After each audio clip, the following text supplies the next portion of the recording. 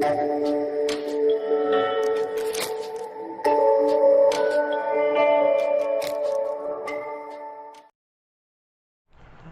Morning बच्चों। तो आज हम अपने इलेक्ट्रोस्टैटिक के सेकेंड लेक्चर को स्टार्ट करते हैं बेटा। तो आज का जो हमारा टॉपिक है वो है कूलम्ब्स लॉ। क्या है बेटा? Coulomb's law. तो हम बात करेंगे आज कूलम्ब्स लॉ की बेटा। तो लास्ट टाइम पे हमने आपको बेटा बेसिकली क्या पढ़ाया था। अगर लेक्चर फर्स्ट की हम बात करें तो 12th की फिजिक्स की अगर हम बात करें, जो हमारा टॉपिक जो चल रहा है इसमें वो है इलेक्ट्रोस्टैटिक। तो फर्स्ट लेक्चर पर हमने आपको पढ़ा दिया था electric charge and it's property. Clear है बेटा? अब हम बात करें सेकेंड लेक्चर, जो हमारा टॉपिक आज का जो टॉपिक है वो क्या है बेटा? Coulomb's law. तो हम बात कर रहे हैं कूलम्ब्स लॉ। क्लियर है बेटा? तो ये बेसिकली हमारा कूलम्ब्स लॉ का बेटा फर्स्ट लेक्चर है, ठीक है ना। क्योंकि हम यहाँ पे अगर बात करें तो इस अगर सेकंड टॉपिक में हम क्या पढ़ेंगे बेटा? कूलम्ब्स लॉ और इससे रिलेटेड जो प्रॉब्लम्स पढ़ेंगे। क्या पढ़ेंगे बेटा? इससे रिलेटेड प्रॉब्लम। तो सबसे पहले हम बात करते हैं कूलम्ब्स लॉ। तो समझते हैं कूलम्ब्स साहब ने किया क्या था बेटा, ठीक है। तो कूलम्ब्स साहब ने क्या किया था, उन्होंने दो चार्जेज लिए थे बेटा। क्या लिए थे बेटा? दो चार्जेज लिए थे। आप समझो बेटा, दिखाने के लिए मैं पॉइंट की तरह दिखा रहा हूँ बेटा, आपको समझाता हूँ, ठीक है। उन्होंने दो चार्जेज लिए। पहले आपको बताता हूँ पॉइंट क्यों बाद में सिलेक्ट किया, वो आपको मैं बताता हूँ रीजन क्यों पॉइंट चार्जेज लिया, बाद में पॉइंट चार्जेस ही क्यों बोला बेटा। तो उन्होंने दो चार्जेज लिए, देखा वो मान लो प्लस रखे, कैसे चार्ज है बेटा? प्लस है। सेम लाइक चार्जेज लिए, तो बताओ ये दोनों चार्ज अट्रैक्ट करेंगे रिपेल करेंगे? रिपेल करेंगे। तो भाई इस वाले चार्ज ने इस पर फोर्स लगाया इधर की तरफ, ठीक। तो ये है force on two due to one. इस तरह से Q2 ने भी Q1 पे फोर्स लगाया इधर की तरफ, ये force on one due to two. तो बताओ दोनों चार्ज ने एक दूसरे पर फोर्स लगाया बेटा। Q1 ने Q2 पर आगे की तरफ फोर्स लगाया, Q2 ने Q1 पे पीछे की तरफ फोर्स लगाया। अब बेसिकली कूलम्ब साहब क्या चाहते थे? कूलम्ब साहब चाहते थे ये जो दोनों इलेक्ट्रिक चार्जेस पे जो फोर्सेस लग रहे हैं, ये आपका जो फोर्सेस लग रहे हैं चार्जेस पे, इस फोर्स का नेचर ही जानना चाहते हैं। इस फोर्स की वो नेचर जानना चाहते थे कि बताइए वास्तव में ये फोर्स कैसा है बेटा। तो उसके लिए उन्होंने सिंपल सा क्या किया बेटा? अब एक बात तो समझ में आ गई उनको कि ये दोनों रिपेल कर रहे हैं तो एक दूसरे से दूर जाएंगे। फिर उन्होंने किया क्या? एक चार्ज को उन्होंने पकड़ लिया, और दूसरे चार्ज पे को देखा बेटा, दूसरे चार्ज को ऑब्जर्व किया। तो दूसरा चार्ज किसी एक्सेशन से आगे तरफ गया, उसका एक्सेशन उन्होंने मेजर कर लिया। देखो हम मान रहे हैं बेटा दोनों के मासेस सेम है, ठीक है ना। तो इसका एक्सेशन मेजर कर लिया, मान लिया इसका एक्सेशन क्या आया? ए आया। क्या आया बेटा? ए आया। उसके बाद उन्होंने क्या किया? Q2 को क्या कर लिया? रोक दिया बेटा। और फिर Q1 का एक्सेशन मेजर किया। क्या किया? Q1 का एक्सेशन मेजर किया। तो पाया इसका भी एक्सेशन वही है जो पहले वाले का एक्सेशन है। इसका मतलब क्या दोनों सेम एक्सेशन से मूव कर रहे हैं? अब बताओ अगर दोनों का एक्सेशन सेम है, इसका चूंकि मासेस सेम हमने लिए, तो इसका मतलब दोनों पर जो लगने वाला जो फोर्स होगा क्या वो भी सेम होगा? दोनों पे लगने वाला फोर्स भी क्या होगा बेटा? सेम होगा। इसका मतलब जितना फोर्स ये वाला इस पर लगाएगा उतना ही फोर्स ये वाला इस पर लगाएगा। क्लियर है बेटा? अब इसका मतलब ये Q1 जो Q2 पे फोर्स लगा रहा है इधर की तरफ, और Q2 Q1 फोर्स किधर लग रहा है? इधर की तरफ। मतलब ये दोनों फोर्स क्या बराबर होंगे कि नहीं मैग्नीट्यूड? तो इन दोनों फोर्स का मैग्नीट्यूड क्या होगा बेटा? बराबर होगा। इसका मतलब F12 बराबर क्या? F21। क्लियर है यहाँ तक बेटा? अब ध्यान से देखो इसका, सोचो ये वाला फोर्स किस पे लग रहा है? ये वाला F12 Q1 पे, ये वाला फोर्स किस पे लग रहा है? Q2 पे। बताओ ये दोनों फोर्स जो है क्या इनका डायरेक्शन, इनका मैग्नीट्यूड क्या है? सेम है। डायरेक्शन एक दूसरे के अपोजिट है। और ये क्या फोर्सेस का एक ही लाइन के लॉन्ग लग रहे हैं कि नहीं बेटा? सोचो ये सारी प्रॉपर्टी कोई फोर्स जो फोर्स अटेंड करता है उसको कौन सा फोर्स बोलते हैं बेटा? उसे हम बोलते हैं एक्शन रिएक्शन फोर्सेस। याद करिए, अगर एक्शन रिएक्शन फोर्सेस की प्रॉपर्टी की हम बात करें तो आपने पढ़ा होगा एक्शन रिएक्शन फोर्सेस दो अलग अलग बॉडी पे एक्ट करता है बेटा, दो अलग अलग बॉडी पे लगता है। एक्शन रिएक्शन जो फोर्सेस होते हैं उनका मैग्नीट्यूड क्या होता है बेटा? बराबर होता है, और डायरेक्शन एक दूसरे के अपोजिट होता है। और थर्ड प्रॉपर्टी क्या है बेटा? एक्शन रिएक्शन फोर्सेस का एक ही लाइन के लॉन्ग लगता है कि नहीं बेटा? इसका मतलब यहाँ से क्या बात क्लियर हो? इसका मतलब जो चार्जेस के बीच लगने वाला जो फोर्स है जिसे हम इलेक्ट्रोस्टैटिक फोर्स कर रहे हैं, ये कैसा फोर्स है? ये एक्शन रिएक्शन फोर्स है। कैसा फोर्स है बेटा? Action reaction force. इसका मतलब एक चार्ज दूसरे चार्ज पे जितना फोर्स लगाएगा दूसरा भी पहले पे उतना ही फोर्स लगाएगा, दूसरा भी पहले पे उतना ही फोर्स। तो यहाँ से एक बात ये क्लियर हो गई बेटा कि जो हमारा इलेक्ट्रोस्टैटिक फोर्स है वो कैसे पेयर है बेटा? Action reaction. तो यहाँ से लिख लेंगे बेटा, ठीक है ना। अभी मैं लॉ नहीं लिखवा रहा हूँ, अभी आपको इसके पहले जो बातें हुई उनको समझा रहा हूँ, जो जिससे रिलेटेड कुछ बातें। Electrostatic force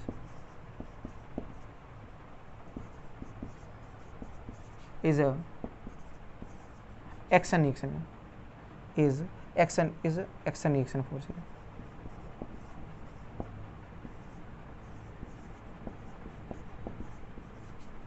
electrostatic force is action reaction.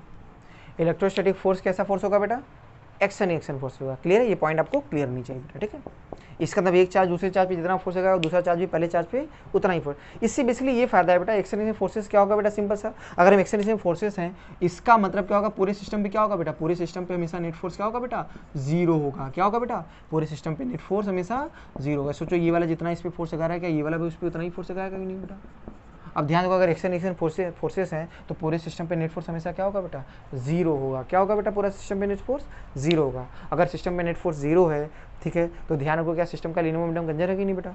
पूरे सिस्टम पे अगर नेट एक्सटर्नल फोर्स जीरो है तो सिस्टम का क्या कंजर होगा हमेशा, तो सिस्टम का लीनियर मोमेंटम हमेशा कंजर होगा। ठीक है, वो सारी बातें हैं। ठीक है, तो ये बात क्लियर होगा। उसके पहले ये बात है, आपको ये बात समझनी है बेटा कि इलेक्ट्रोस्टैटिक फोर्स कैसे पेयर है, एक्शन है। मतलब एक चार्ज दूसरे पे जितना फोर्स लगाएगा दूसरा भी पहले पे उतना ही फोर्स लगाएगा, अपोजिट डायरेक्शन में लगाएगा और एक ही लाइन के लॉन्ग लगाएगा, अपोजिट डायरेक्शन लगाएगा और एक ही लाइन के लॉन्ग लगाएगा बेटा। ये सारी बातें नोट कर लो।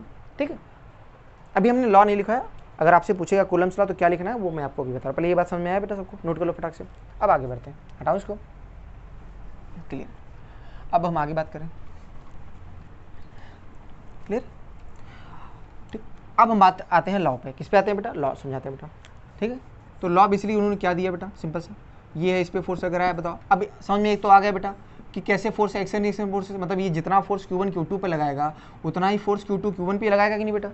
अब देखो लॉ में इन्होंने अगर ध्यान से, तो लॉ के स्टेटमेंट में इन्होंने किसकी बात की, लॉ में इन्होंने बात की पॉइंट चार्ज। अब हम लॉ का स्टेटमेंट लिखने जा रहे हैं बेटा।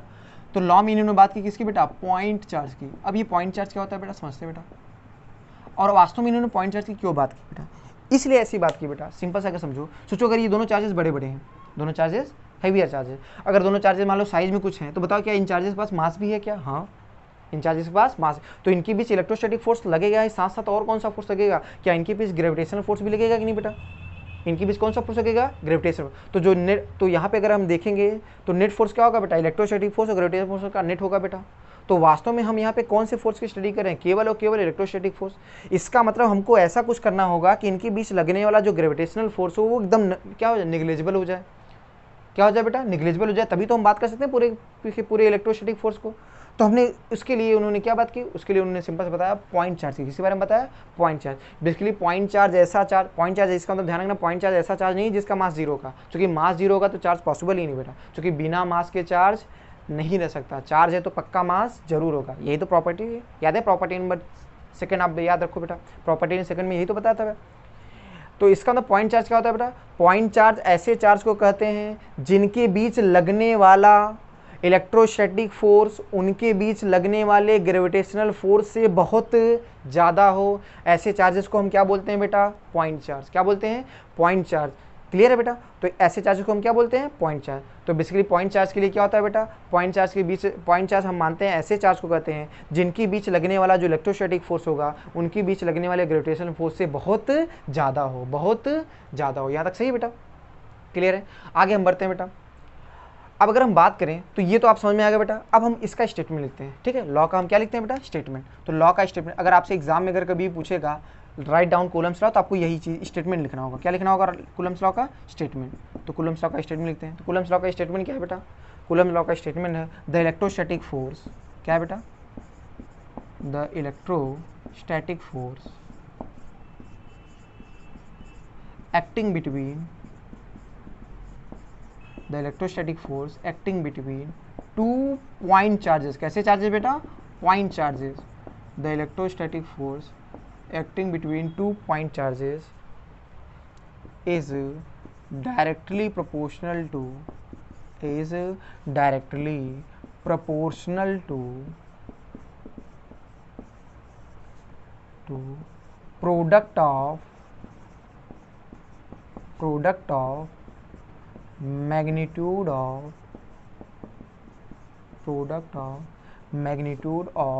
the two charges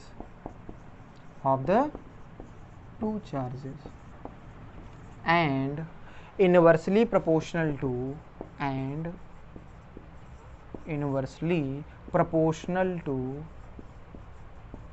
ठीक है ना, inversely proportional to square of the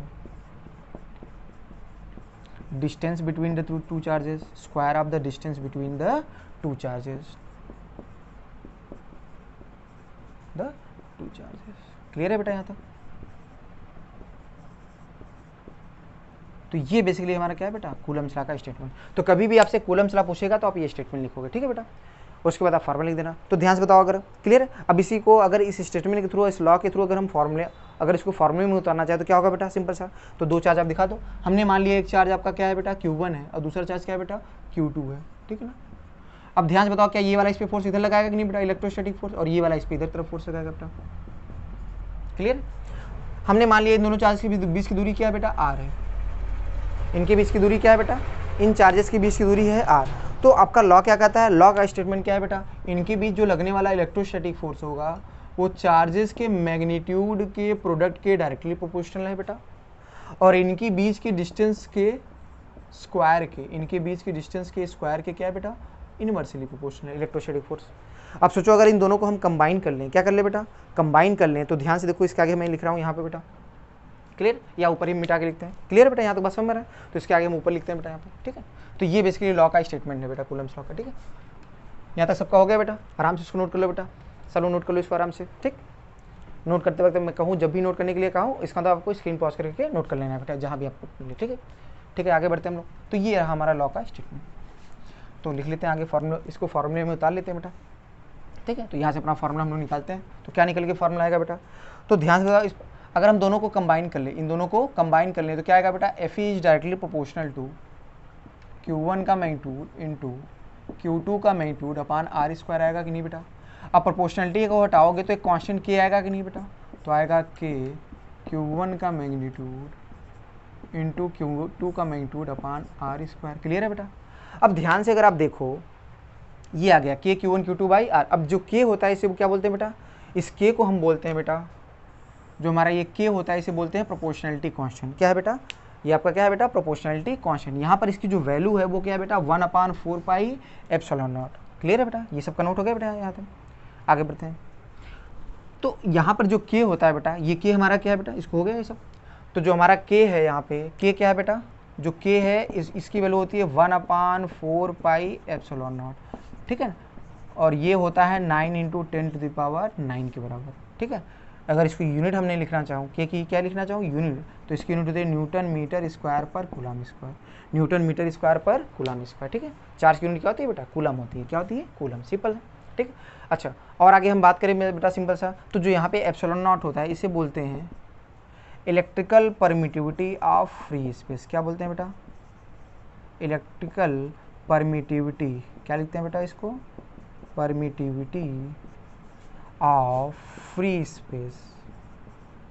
free, ये हमारा जो एप्सिलॉन नॉट होता है इसे बोलते हैं electrical permittivity of free space. और इसकी जो वैल्यू होती है वो होती है बेटा 8.85 × 10⁻⁻12 कूलम स्क्वायर पर न्यूटन मीटर स्क्वायर।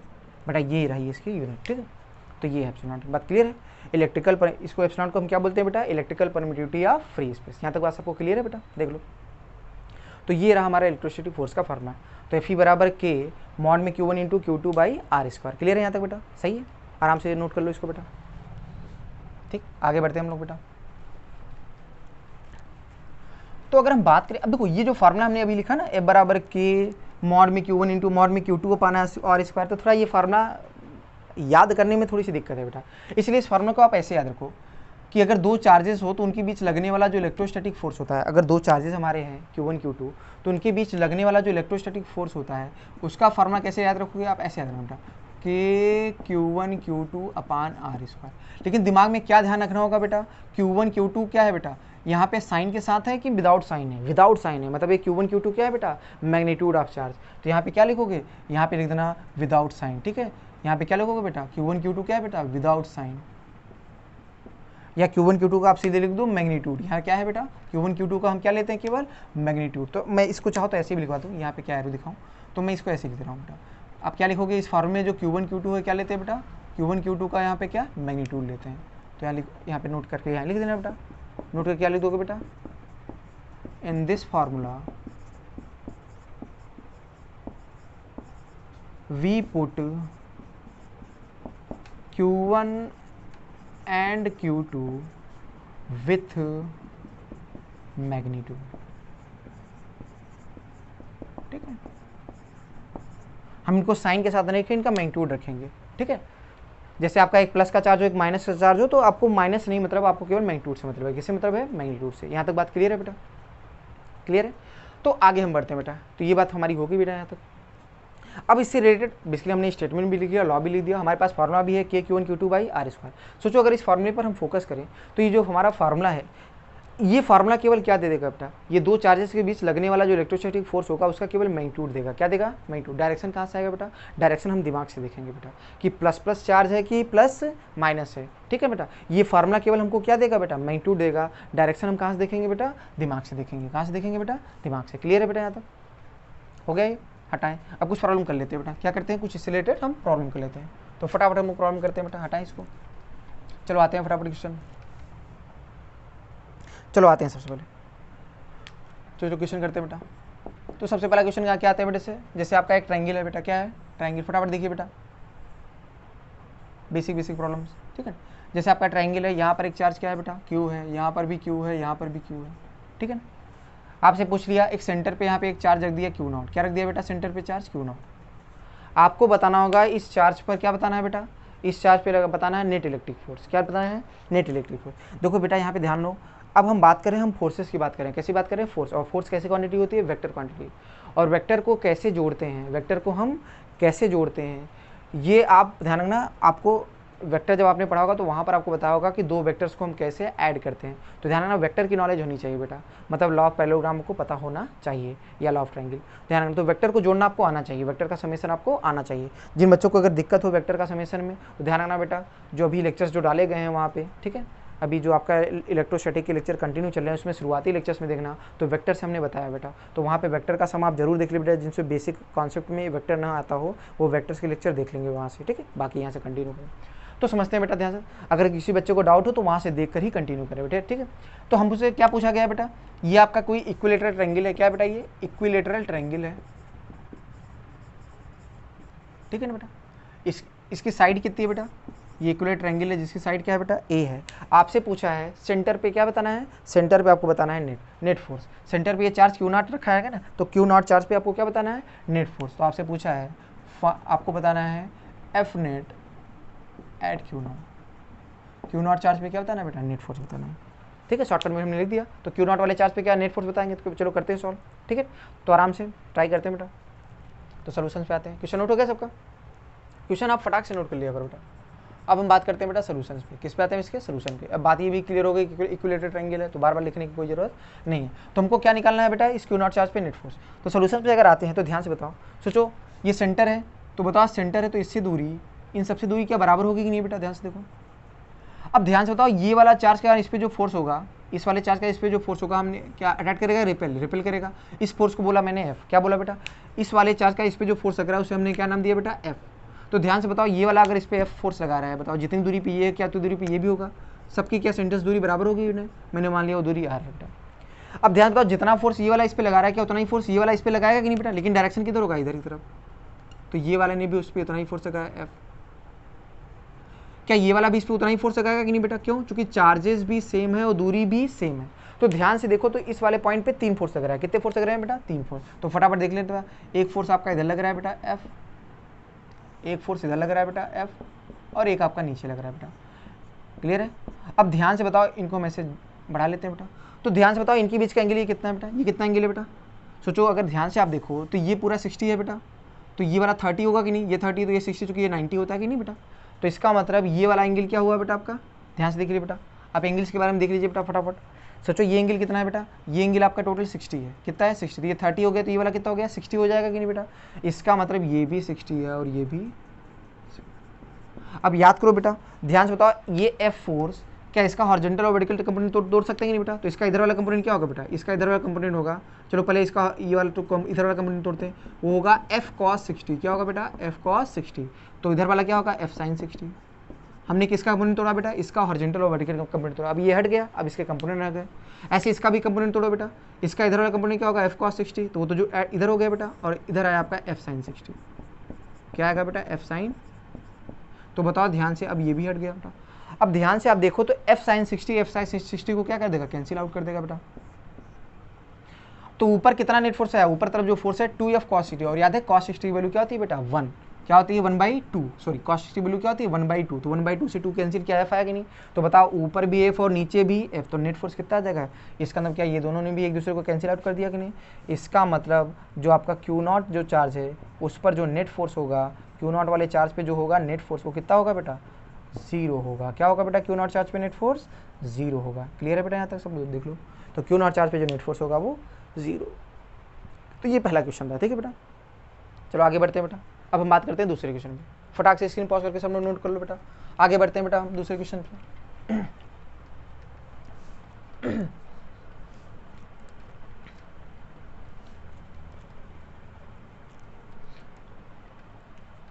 क्लियर है बेटा, चलो आगे बढ़ते हैं हम लोग।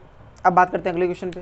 अगला क्वेश्चन क्या है बेटा, अगला क्वेश्चन है कि ये आपका यही इक्विलेटरल ट्रायंगल है बेटा, हमने इसके किसी एक वर्टेक्स पे पूछ लिया। क्या है अभी ये सेम ट्रायंगल बेटा, कौन सा triangle, equilateral triangle, equilateral.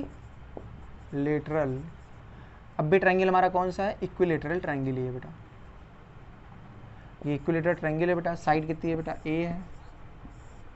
Charge क्या है बेटा, यहाँ पे भी चार्ज क्यू है, यहाँ पर भी चार्ज क्यू है, इन सब पे चार्ज क्या है बेटा, क्यू ही है।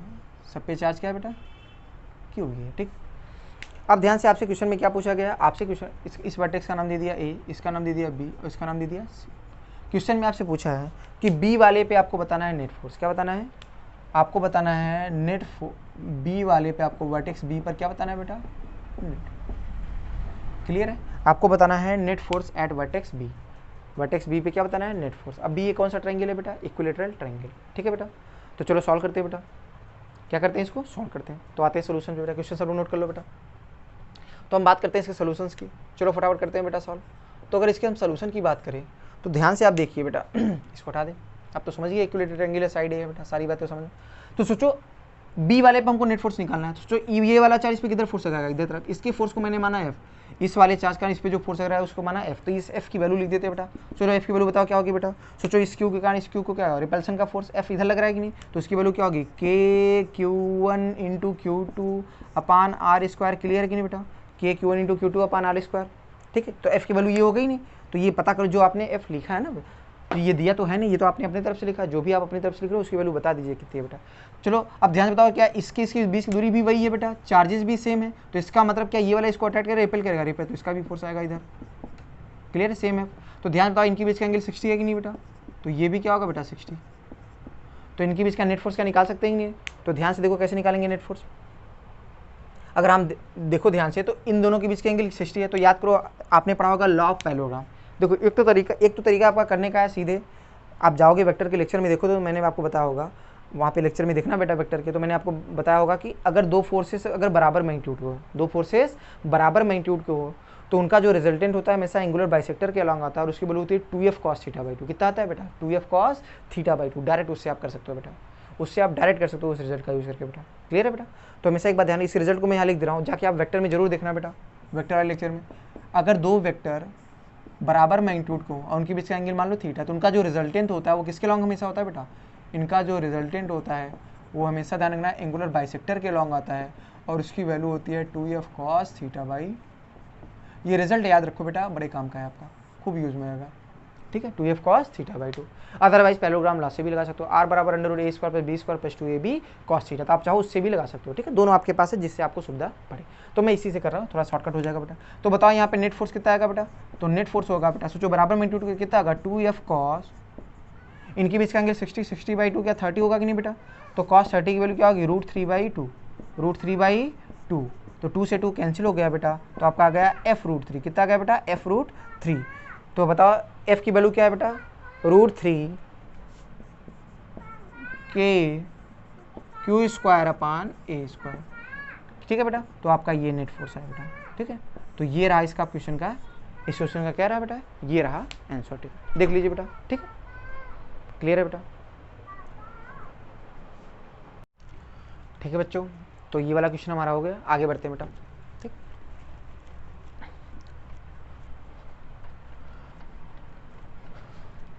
अब हम अगला क्वेश्चन करते हैं बेटा। अगला क्वेश्चन क्या है हमारा, अगला क्वेश्चन हमारा है कि मान लो एक स्क्वायर है बेटा। क्वेश्चन क्या है बेटा, कि मान लो हमारे पास क्या है बेटा, एक स्क्वायर है, ठीक है। स्क्वायर की साइड क्या है बेटा, ए है, इसकी साइड क्या है बेटा, ए, इसके हर वर्टेक्स पे चार्ज क्यू है बेटा, हर वर्टेक्स पे चार्ज क्या है बेटा, क्यू है, इसके सेंटर पे एक चार्ज क्यू नॉट है, क्या है बेटा, सेंटर पे चार्ज क्यू नॉट। आपसे क्या पूछा गया है, आपसे पूछा गया है स्क्वायर है बेटा, यहाँ लिख दे रहा हूँ, ठीक है ना। इस पूरे क्वेश्चन का आप चाहो वर्डिंग में भी आप समझ सकते हो, ठीक है। तो थोड़ा सा वर्डिंग इतना ज़्यादा लिखवाऊंगा तो काफ़ी ज़्यादा समय ले जाएगा बेटा, बाकी मतलब यही निकलेगा, तो इसलिए हमको सीधे आपको वर्डिंग में बोल दे रहे हैं बेटा कि आपका स्क्वायर इसकी साइड ए है, ठीक है, इसके हर वर्टेक्स पे चार्ज क्यू है, सेंटर पे चार्ज क्यू नॉट है। आपको निकालना है सेंटर पे नेट फोर्स, जो सेंटर पे जो चार्ज है क्यू नॉट, उस पर क्या बताना है बेटा, नेट फोर्स। क्लियर बताना क्या बताना है, सेंटर पे नेट फोर्स, ठीक है। तो आपको सेंटर पे फोर्स बताना है, तो क्या करोगे बेटा, सिंपल से ध्यान से बताओ, क्या हर एक चीज़ का चार्ज क्या है, इस पर फोर्स निकाल लो और सबको जोड़ लो वेक्टरली। तो ध्यान से आप देखो, ठीक है। अब सोल्यूशन आते हैं बेटा, क्वेश्चन नोट कर लो, चलो ठीक। तो सोल्यूशन पे आते हैं बेटा, तो हम बात करते हैं इसके सोल्यूशंस की, ठीक है ना। आराम से ट्राई भी कर लो, बाकी जिनको आता हो स्क्रीन पॉज करके ट्राई करेंगे। अब ध्यान से देखो, सोचो, अगर हम सोल्यूशंस की बात करें, किसकी बात करें बेटा, सोल्यूशंस।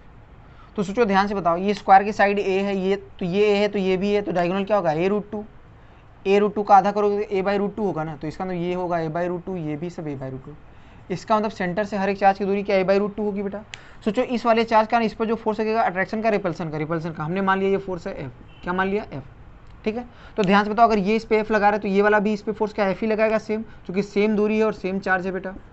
सोचो बताओ, ये वाला इस पे फोर्स क्या लगाएगा बेटा, इधर तरफ F लगाएगा, तो ये वाला भी इस पे इधर तरफ क्या लगाएगा बेटा, F। तो ध्यान से बताओ, क्या इस वाले सेंटर पे चार्ज पे क्या चार फोर्स लग रहे हैं। तो सोचो ये वाले F को इस वाले F ने कैंसिल कर दिया और इस वाले F को इस वाले F ने कैंसिल कर दिया, तो बताओ नेट फोर्स कितना हो गया बेटा। तो इस पर नेट फोर्स हो गया 0। तो सेंटर पे जो नेट फोर्स आएगा, आंसर क्या आएगा बेटा, 0, खत्म, सिंपल सा, ठीक है ना। आसान है बेटा ये, ठीक। अगले क्वेश्चन पे आते हैं बेटा, हटाइए इसको, चलो रफ करते हैं बेटा। अगले क्वेश्चन पे आते हैं बेटा। अगला क्वेश्चन क्या है बेटा,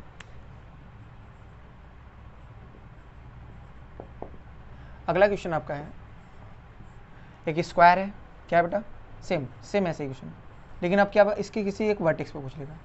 एक स्क्वायर है बेटा, इसकी साइड क्या है बेटा, स्क्वायर इसकी साइड क्या है बेटा, ए है, इसके हर वर्टेक्स पे चार्ज क्यू है बेटा, हर वर्टेक्स पे चार्ज, ठीक है ना।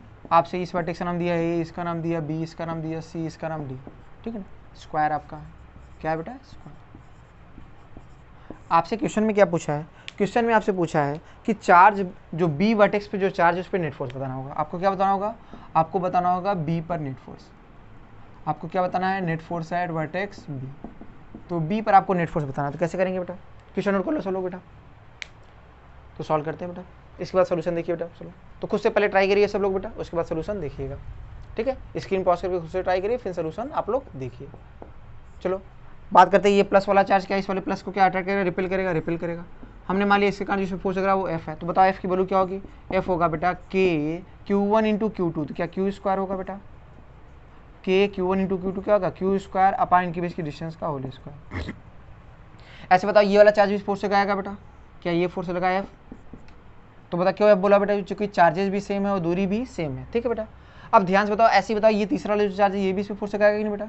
सोचो इसकी दूरी यहाँ से सेम है, सेम F है कि अलग अलग है, अलग है बेटा। सोचो ये दूरी A है, ये दूरी A है, तो ये a√2 आएगा ना, तो इनके बीच की दूरी क्या है, a√2 है। तो इस वाले फोर्स को मैं नाम दे रहा हूँ F1, क्या नाम दे रहा हूँ बेटा, F1। तो F1 की वैल्यू लिख लेते हैं, तो F1 कितना होगा बेटा, F1 की वैल्यू आ जाएगी बेटा K Q1 इंटू Q2, तो Q स्क्वायर अपान इनके बीच की दूरी क्या है, a√2, इसका whole square, K Q1 into Q2 by are square है, ठीक है। और याद रखना Q1 Q2 को क्या रखते हैं, मैग्नीट्यूड रखते हैं, क्या रखते हैं बेटा, मैग्नीट्यूड। तो ध्यान से आप देखो आएगा K Q square upon 2a square. अब ध्यान से बताओ K Q square upon a square तो F है, तो इसका मतलब ये तो F/2 है ना, इसका मतलब जो F1 है उसकी वैल्यू क्या है बेटा, F1 की वैल्यू है F/2। तो ध्यान से अगर आप देखिए, बाकी F का मान आपको पता है K Q square by a square. तो ध्यान से आप देखिए, तो B वाले वर्टेक्स पे कितने फोर्स लग रहे हैं, 3, एक इधर लग रहा है F, एक इधर भी लग रहा है F, और इधर लग रहा है F/2। बाइसेक्टर के लॉन्ग कितना लग रहा है, F/2। अब ध्यान से बताओ ये 45 ही होगा कि नहीं बेटा। अब याद करो, सोचो F और F इन दोनों का मैग्नीट्यूड बराबर है कि नहीं बेटा, तो इनका रिजल्टेंट क्या एंगुलर बाइसेक्टर के लॉन्ग आएगा कि नहीं बेटा। तो सोचो F और F का रिजल्टेंट कितना होगा बेटा, 2F cos θ/2, याद करो, तो वो तो इसके लॉन्ग आएगा ना बेटा, तो वो कितना होगा बेटा, 2F cos, इनके बीच का एंगल 90/2 का 45 होगा कि नहीं बेटा। अब सोचो cos 45 होता है 1/√2, क्या होता है 1/√2, 1/√2 इंटू 2 क्या √2 आएगा कि नहीं, तो यहाँ से इसकी वैल्यू आएगी बेटा F/2 प्लस F√2। तो ध्यान से बताओ यहाँ पे नेट फोर्स कितना है बेटा, तो नेट फोर्स की वैल्यू आई, अगर ध्यान से देखो यहाँ से F कॉमन ले लूँगा तो बचेगा 1/2 प्लस √2, 1/2 प्लस √2। क्या यही है बेटा नेट फोर्स? तो ध्यान से देखिए, अगर F की वैल्यू मैं उठा के रख दूँ, क्या ले लूँ, F की वैल्यू उठा के रख दूँ और यहाँ 2 LCM भी ले लूँ, क्या ले लूँ बेटा, यहाँ पे 2 LCM भी ले लूँ। तो ध्यान से बताओ नेट फोर्स कितना आएगा बेटा, तो ध्यान से देखेंगे तो नेट फोर्स की वैल्यू जो आएगी तो आएगा KQ² अपान 2A² और ब्रैकेट में आएगा बेटा 1 प्लस 2√2। क्या आएगा बेटा, 1 प्लस 2√2। तो ये रहा बेटा आपका आंसर, ये क्या रहा आपका आंसर, ठीक है, यहाँ तक बात सही है बेटा सबको। तो ये रहा फाइनली हमारा सोल्यूशन। तो ध्यान से आप देखो तो वर्टेक्स बी पर जो नेट फोर्स आया बेटा वो ये रहा आपका आंसर। क्लियर है, आगे बढ़ते हैं बेटा, ठीक, ये होता है। चलो आगे बढ़ते हैं, रफ करें इसको बेटा, ठीक। तो आप देखो, आप कहीं भी आपको नोट करना हो बेटा तो आराम से स्क्रीन कंप्लीट जब हो जाए तो आप स्क्रीन पॉज करके आराम से नोट कर लो, उसके लिए परेशान होने की आपको जरूरत नहीं है बेटा। आगे बढ़ते हैं हम लोग बेटा। तो अगले, अब देखो आप देख रहे हो कि स्क्वायर ट्रायंगल इस तरह के क्वेश्चन आपने कर लिए, काफ़ी प्रैक्टिस कर लिए बेटा, ठीक है। तो आपको अंदाजा भी एक लग गया तो कैसे होता है बेटा, ठीक है। अगले क्वेश्चन पे आते हैं बेटा। अगला क्वेश्चन क्या है बेटा,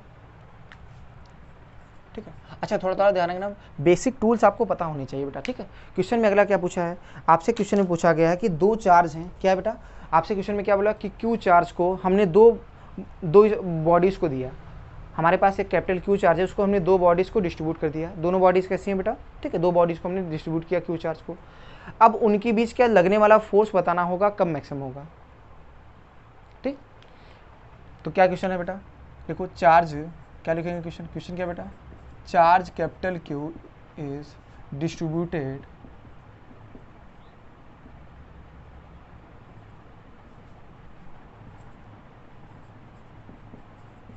on 2 spheres, on 2 sphere, find charge on each sphere, find charge on each sphere such that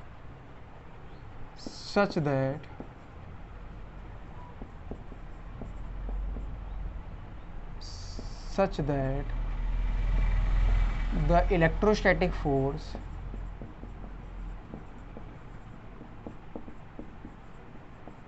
acting between them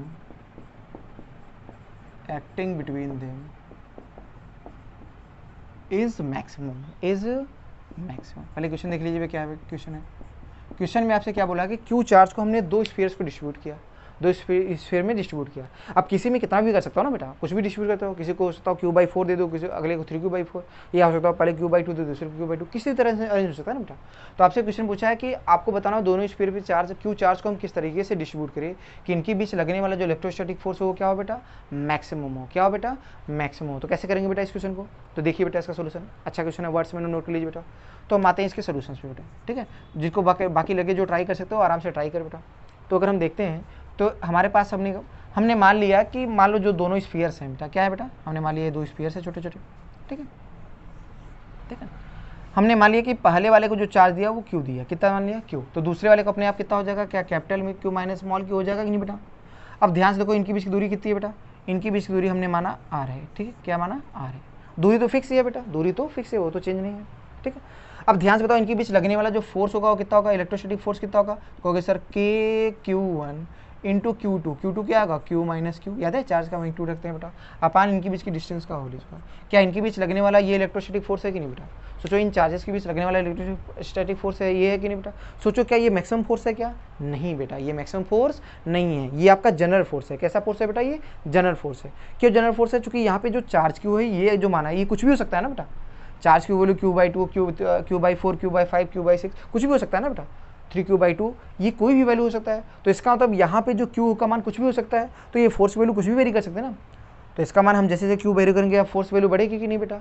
हमारा हम क्या चाहते हैं, इसका मतलब यहाँ पे वेरिएबल क्या है, यहाँ पे वेरिएबल है स्मॉल Q, कैपिटल Q तो हमको दिया हुआ है, R भी फिक्स है, K भी आपको कांस्टेंट है बेटा। तो यहाँ पे वेरिएबल क्या है बेटा Q, इसका मतलब Q जैसे जैसे वेरी करेगा इनके बीच लगने वाला इलेक्ट्रोस्टैटिक फोर्स भी क्या करेगा बेटा, चेंज करेगा। क्या करेगा बेटा, चेंज करेगा। तो ध्यान से अगर आप देखो तो हमारे को क्या करना है बेटा, हमारे को इनके बीच लगने वाला हमारे को कंडीशन निकालनी है, हमारे को क्या निकालनी है बेटा कि स्फीयर से कितना चार्ज होगा कि बेसिकली इनके बीच लगने वाला जो फोर्स होगा वो मैक्सिमम होगा। तो एक बात ध्यान रखो, इसका मतलब हमको इस फोर्स की मैक्सिमम वैल्यू चाहिए। क्या चाहिए? फोर्स की मैक्सिमम वैल्यू। तो आप एक बात ध्यान रखना बेटा, कैलकुलस का पॉइंट अभी बता रहा हूँ, ठीक है। क्या ध्यान रखेंगे बेटा कि कहीं भी अगर किसी भी चीज़ का मैक्सिमम या मिनिमम निकालना होता है, किसी भी चीज़ की मैक्सिमम या मिनिमम वैल्यू निकालना होता है, ध्यान रखना मैक्सिमा या मिनिमा जहाँ पर एग्जिस्ट करता है वहाँ पर डेरिवेटिव का मान हमेशा क्या होता है? 0 होता है। तो अगर इसकी हम मैक्सिमम या मिनिमम वैल्यू के लिए बात करेंगे तो मैक्सिमम या मिनिमम वैल्यू के लिए हम क्या करते हैं बेटा? मैक्सिमम या मिनिमम वैल्यू के लिए हम डेरिवेटिव को 0 करते हैं। तो बताओ हम क्या मैक्सिमम चाहते हैं? फोर्स। अब बताओ फोर्स किसके साथ वेरी कर रहा है? क्यू के साथ, क्योंकि क्यू यहाँ वेरिएबल है। तो इसका मतलब क्या फोर्स को हमको डिफ्रेंशिएट करना चाहिए कि नहीं बेटा? चलो इसको अंदर मल्टीप्लाई करो, क्या आएगा? Capital Q into small Q minus Q square upon R square. अब बताओ अगर हम बात करें फोर्स की वैल्यू, किसकी बात करें? अगर हम बात करें हम क्या चाहते हैं? फोर्स की मैक्सिमम है, तो फोर्स की मैक्सिमम वैल्यू के लिए क्या इसका डेरिवेटिव 0 कर देंगे नहीं बेटा? तो क्या लिखेंगे बेटा इसके आगे? इसके आगे मैं यहाँ भी लिख रहा हूँ बेटा, for maximum force, for maximum force क्या करेंगे बेटा? क्या इसका डिफरेंशिएशन 0 कर देंगे? किसके रिस्पेक्ट डिफरेंशिएट करोगे? क्यू के, चूंकि क्यू ही तो वेरिएबल है। फॉर मैक्सिमम फोर्स के लिए क्या करेंगे? 0 कर देंगे बेटा। अब ध्यान से बताओ, के बाई आर स्क्वायर ये तो फिक्स है, ये तो वेरी नहीं कर रहा है, तो वेरी क्या कर रहा है? Small Q. तो स्मॉल क्यू की रिस्पेक्ट कर रहे हैं बेटा। तो बताओ कैपिटल क्यू तो कांस्टेंट है, बाहर आ गया बेटा, कैपिटल क्यू तो कांस्टेंट हो जाएगा बेटा, बाहर आ गया। तो स्मॉल क्यू का डिफरेंशिएशन क्या? 1 माइनस क्यू स्क्वायर क्या होगा? पावर से मल्टीप्लाई पावर में की कमी। तो ध्यान से आप देखो, ये वाली चीज़ 0 हो नहीं सकती, तो इसका मतलब यही 0 होगा। इसका मतलब बेटा आएगा q माइनस 2q बराबर 0। तो q की वैल्यू आएगी बेटा q बाई 2। तो यहाँ से जो आपका स्मॉल q की वैल्यू आई बेटा वो कैपिटल Q बाई 2। इसका मतलब यहाँ से फाइनली आंसर क्या है बेटा? इसका मतलब दोनों चार्ज पे, दोनों स्फीयर्स पे कितना चार्ज होना चाहिए? q by 2, q by 2। क्या आएगा बेटा? q by 2, q by 2। तो फाइनली आप आंसर लिख लीजिए। फाइनली क्या लिखेंगे बेटा? The charge on each sphere is, finally क्या लिखेंगे? The charge on each sphere is q by 2 comma q by 2, ठीक है। आधा आधा आधा चार्ज, ठीक है। हाफ इस पे आ जाए, हाफ इस पे आ जाए, तो इनके बीच का फोर्स मैक्सिमम। अगर आपसे इस मैक्सिमम फोर्स की वैल्यू भी पूछेगा तो आप क्या रखोगे? सीधे फोर्स निकालो, k q 1 q 2 by are square, यहाँ उठा के रख दो, सीधे आंसर आ जाएगा बेटा, ठीक है। तो इक्वेशन कंप्लीट होता है बेटा, ठीक। इसको रफ करते हैं बेटा हम लोग,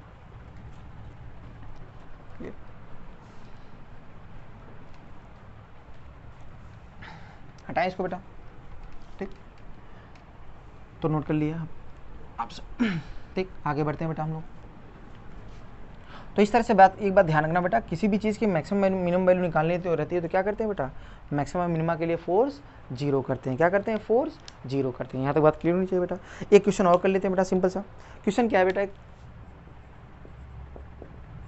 क्वेश्चन आपका सिंपल सा,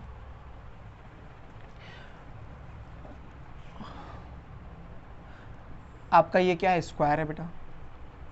क्या है? स्क्वायर है बेटा, ठीक।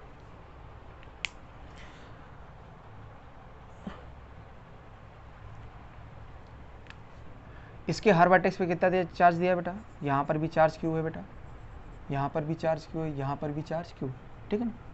यहाँ पर भी चार्ज, इसके हर वर्टेक्स पे चार्ज क्यू, और सेंटर पे चार्ज कितना है बेटा? कैपिटल क्यू है। कितना है बेटा? Capital Q. क्वेश्चन देखिए बेटा, एक स्क्वायर है, इसके हर वर्टेक्स पे चार्ज स्मॉल क्यू और सेंटर पे चार्ज कितना है बेटा? Capital Q. आपसे क्वेश्चन में क्या पूछा है? आपसे क्वेश्चन में सिंपल सा पूछा गया है, क्वेश्चन में क्या आपसे पूछा गया है? आपसे पूछा गया है, इसका नाम कर दे, अगर ये ए वर्टेक्स है, ये बी है, ये सी है और ये डी है।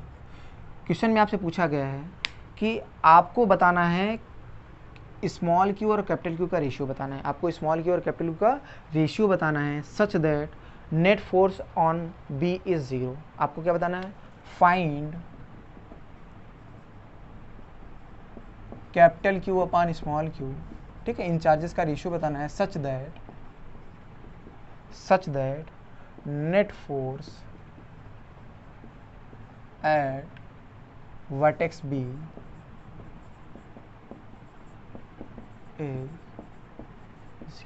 ठीक है। ये क्वेश्चन आप लोग ट्राई करिएगा, ठीक है। इसको आराम से स्क्रीन पॉज करके ट्राई करिए, फिर सोल्यूशन मैच कराइए बेटा। तो फटाक से देखते हैं, सोल्यूशन पे आते हैं बेटा फटाक से। तो इसका सोल्यूशन देखते हैं फटाक से। तो अगर हम सोल्यूशन फोकस करें, ध्यान से देखो, स्क्वायर है, ठीक है। अब सोल्यूशन पे आ रहे हैं बेटा, तो हम यहीं से कर ले। ये नोट हो गया बेटा सबको? सबका नोट हो गया बेटा? तो सॉल्व करिए बेटा, स्क्रीन पॉज करिए बाकी लोग, ठीक है। उसके बाद ही सोल्यूशन देखिए बेटा आपको। तो सोल्यूशन पे आते हैं बेटा। तो अगर हम सोल्यूशंस की बात करें, ध्यान से देखो, सोचो ये वाला चार्ज इस पे, सोचो ये वाला चार्ज, इस वाले चार्ज का इस पे हमने फोर्स माना F, तो सोचो ये वाला चार्ज भी क्या इस पे F4 से आएगा कि नहीं बेटा, ठीक है। अच्छा स्क्वायर की साइड बेटा ए है, यहाँ लिख लेना बेटा, स्क्वायर की साइड क्वेश्चन में आप सॉरी लिख लेंगे बेटा, साइड क्या है ए है क्वेश्चन, आप क्वेश्चन में मेंशन कर लेंगे बेटा स्क्वायर की साइड क्या है ए है। सिमिलरली क्या बताओ, ये वाला भी इस पे उतना ही फोर्स लगाएगा, बताओ इस एफ की वैल्यू क्या होगी, इस एफ की वैल्यू होगी बेटा के Q square by A square, ये वही क्वेश्चन है जो जैसा है जैसा पीछे आपने किया है बेटा। सिमिलरली बताओ ये वाला भी इस पे फोर्स लगाएगा कि नहीं, ये वाला फोर्स लगाएगा इधर की तरफ, सोचो इस फोर्स की वैल्यू क्या होगी F/2 होगी कि नहीं बेटा, सेम जो भी सीखा है आपने अभी, जस्ट पहले भी बताया था ये वाला बात, अभी जस्ट इस क्वेश्चन को हमने पहले ही किया है बेटा, ठीक है बेटा। तो आपको ये बात समझ में आ रही है कि F/2 कैसे होगा बेटा, इसके जस्ट पहले वाला क्वेश्चन ही ऐसा ही था बेटा। तो अभी हमने इसके कारण ए सी और डी के कारण फोर्स लिखा बेटा, क्लियर है। अब ध्यान से देखो, क्या इस वाले चार्ज के कारण भी फोर्स इधर आएगा ना बेटा, उस वाले फोर्स को हमने नाम दिया F1, क्या नाम दिया बेटा F1। तो सोचो इस, अब समझो वो वाला F1 नहीं, ये F1 अलग से बोला, तो बताओ इस F1 की वैल्यू क्या है, इस F1 की वैल्यू मैं लिख दे रहा हूँ, तो F1 की वैल्यू आएगी बेटा के, सोचो ये दूरी कितनी होगी a√2, तो ये दूरी यहाँ से सेंटर से दूरी कितनी हो जाएगी a√2 का आधा क्या a/√2 होगा कि नहीं, सोचो ये a है ये a है, तो ये पूरी a√2 होगा, तो ये वाला आधा कितना हो जाएगा a/√2 और ये वाला भी a/√2 और ये पूरी दूरी a√2, क्लियर।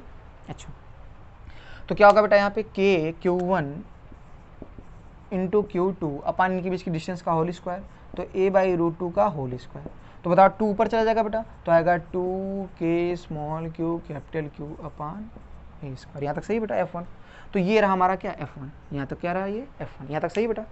अब ध्यान से आप देखो, तो इस वाले पर कितने फोर्स आ रहे हैं बेटा, कुल मिला के ये सब सारे फोर्स हैं आपको, तो ये सारे फोर्स को हम दिखा दे रहे हैं बेटा, इधर तरफ है F, इधर तरफ भी आपका F फोर्स है बेटा, और इधर तरफ क्या है बेटा, इधर बाइसेक्टर को लॉन्ग है, एक फोर्स है आपका F/2 और एक है F1, क्लियर है बेटा।